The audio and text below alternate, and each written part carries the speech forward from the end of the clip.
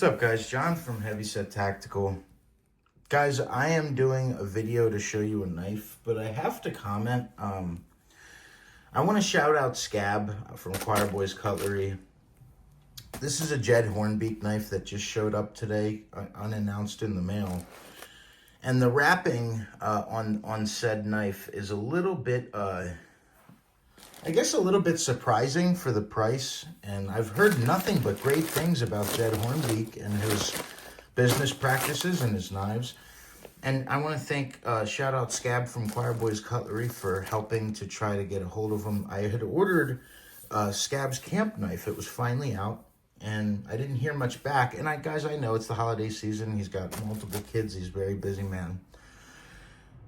But it was unfortunate to not get tracking or know it was coming. And I didn't hear from him for the past maybe 10, 11 days since I ordered the knife. I sent 2 emails that weren't mean at all. I just said, hey, I know it's the holidays. I know you're busy. If you could just please let me know if the knife is coming or not. I'm not sure if it was like a pre-order kind of situation that wasn't listed on the site or what. And thank you so much to Scab from Choirboyzcutlery. This is not a slam video. How am I not going to show you, how my knife came? I don't know. But I was pretty surprised. So it's not in a box. This just showed up today. It's in an envelope. And, in one of these U.S. Postal Service envelopes. Oop. And it's wrapped. I don't know if I upset him by asking Scab to reach out to him or something, but he sent me a $600, $550 knife wrapped in semi-damp newspaper with no tape on it. That was pretty surprising. And here you go in a nest of bubble wrap with no tape on it or any kind of sealant. So I guess this is all one big bag of bubble wrap. So I guess it's sealed, but it was just nested in there, all nasty. So I wanted to do an unboxing and just kind of share my surprise at how it came. I guess the fact that it came is what's important, and I got what I paid for. And guys, one thing that's very important, I'm going to put the camera on my face. I'm literally putting this up to my face to say what's important here. I am not bashing Jed Hornbeak. He's got a life, a wife, he's got multiple kids, and it was the holiday season.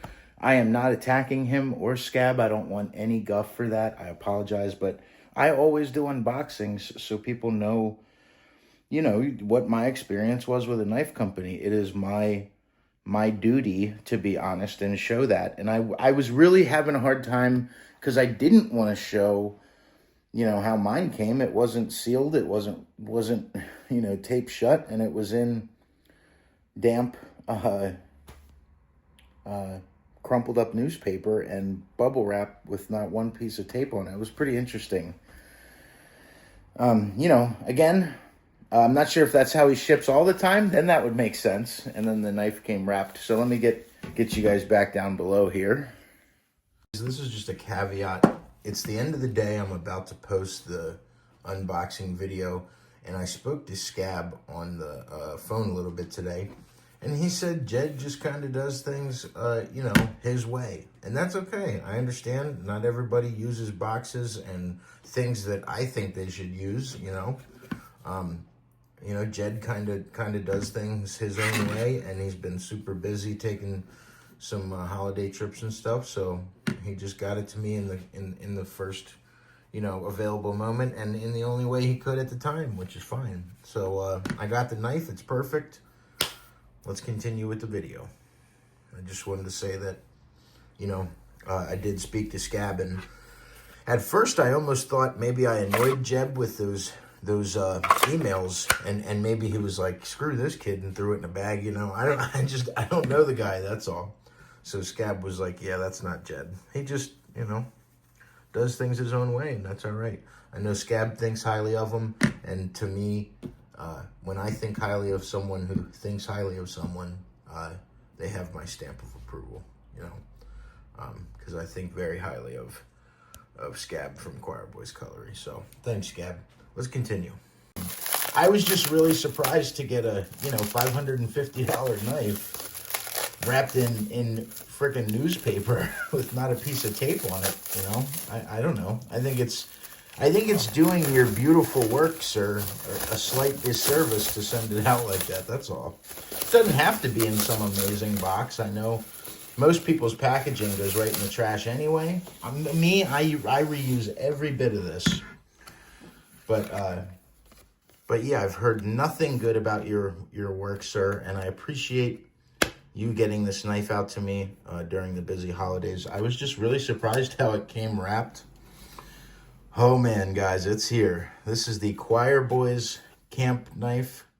Had design input from none other than Scab over at Choirboyzcutlery. Woohoo! And who cares about the wrap job? Because look at this. Okay.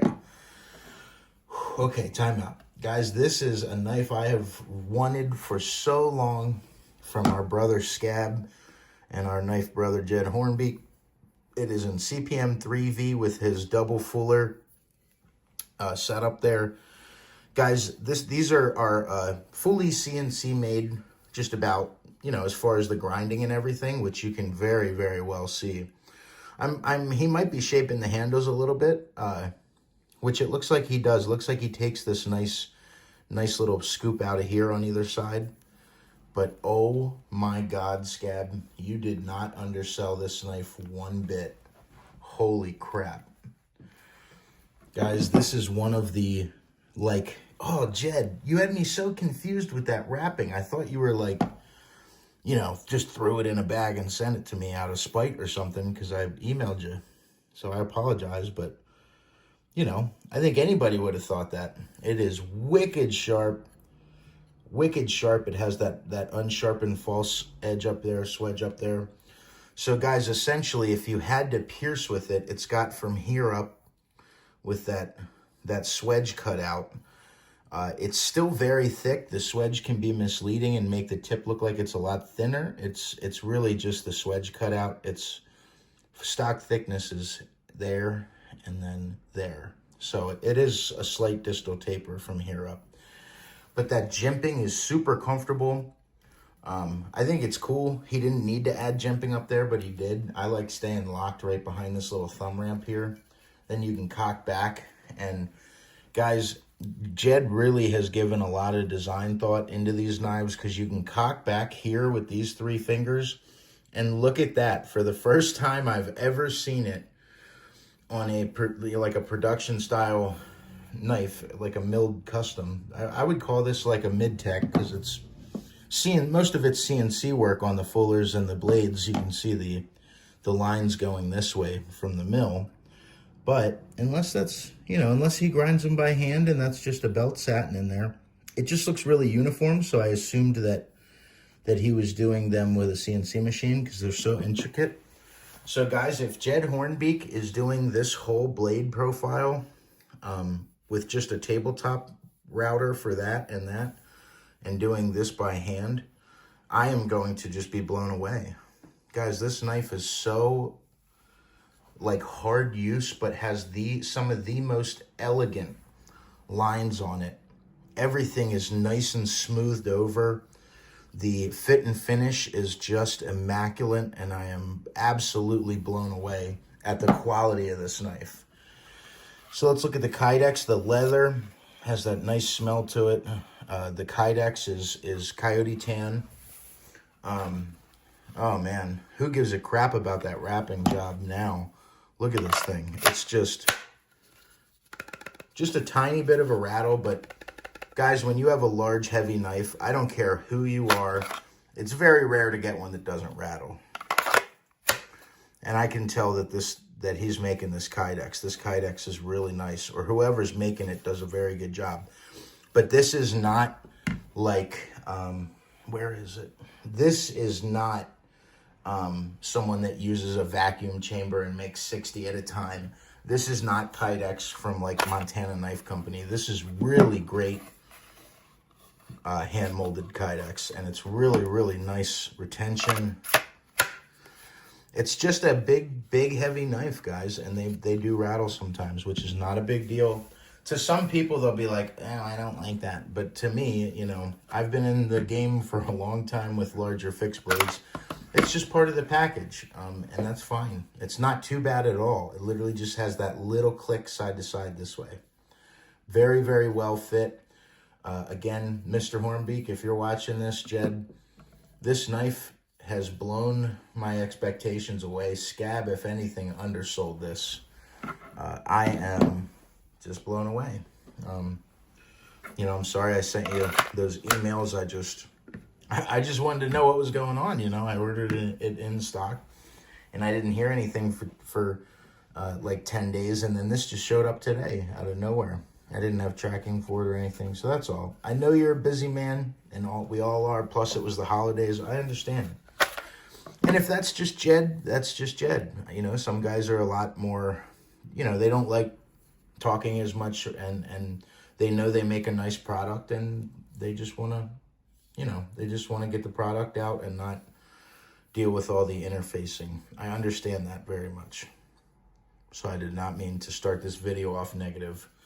It just, you know, if I'm being honest, the way I look at things, dude, this knife is so great, it deserves a nice box. Not some kind of goofy TRC type box that's magnetic and serves no purpose after, except for holding the knife. I understand that's kind of a waste of money and waste of service, but, you know, I don't know. I thought it deserved more than the newspaper, man. This is a crazy nice knife.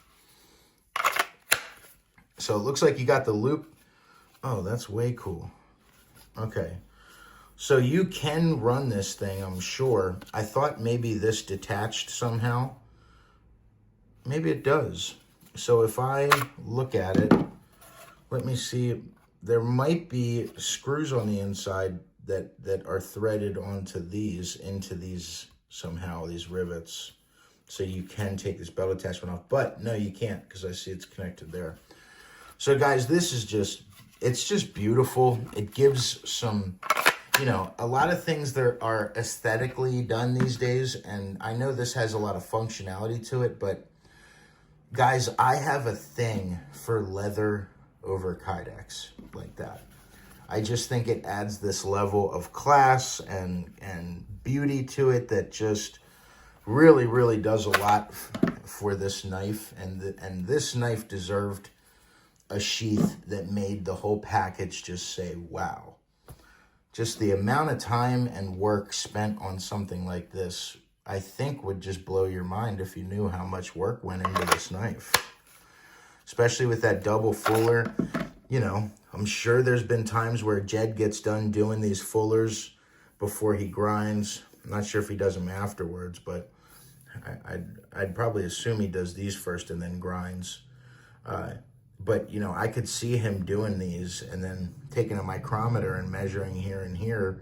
And if it's off a little bit, if one of these is tilted a little bit, you know, there goes the project. So, guys, so much goes into manufacturing. And when you start spending some time in professional, you know, larger scale knife shops, you really start to see just how much goes into finishing something like this. Especially with Jed, I think he's a one-man team. If not, you know, I know he has a very small operation. And guys, this is just insanity. Just insanity. Sorry about that, guys. My old man walked in. I had to double check something we were ordering for the shop. So guys, again, I did not mean to start this video saying like, what the hell is this wrap job? It wasn't really that. It was just, you know, I'm surprised. Let's check the factory edge. I haven't done anything with the knife.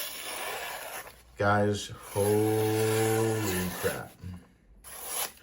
One thing that I talk about a lot on my channel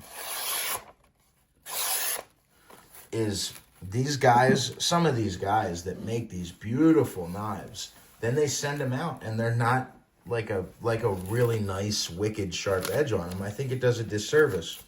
So you get a cheap, you know, affordable hand-done custom hand-done knife, like Very Good Knife Company. Very affordable, 180 bucks for a Nitro V Adventure Junior, it came razor sharp.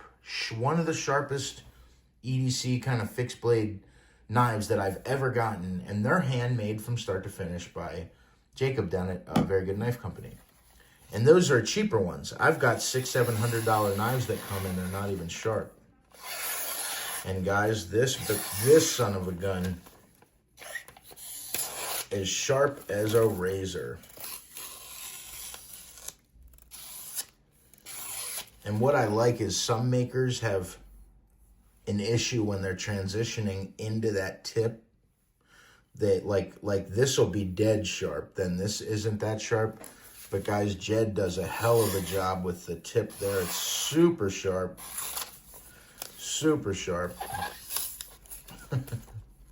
Super sharp. There we go. And it's just a really, really well done edge. It's nice and uniform. You know, those are some of the things I look at. It's really, really nicely done edge there. And just looking at the lines between the swedge and this, now that I turn the knife over, right, this side, here, I'll show you guys what I'm talking about. Guys, no normal person's going to get this knife and see this stuff, but, you know, I make knives. I've always been very detail-oriented. So when I look at this, sometimes when I stonewash, I get a little line in there like that. I would love to know how to get, you know, cover that up, but it doesn't matter because I know that's part of the stonewash. You know, it just happens. Sometimes you get one of those long little dings in there. But what I turned this knife over to say was right there, you can see the 2x72 belt lines. On the other side, they aren't there. So that tells me that this was done with a 2x72, I think. Which, to be honest with you, makes it even crazier. So Jed made this blank.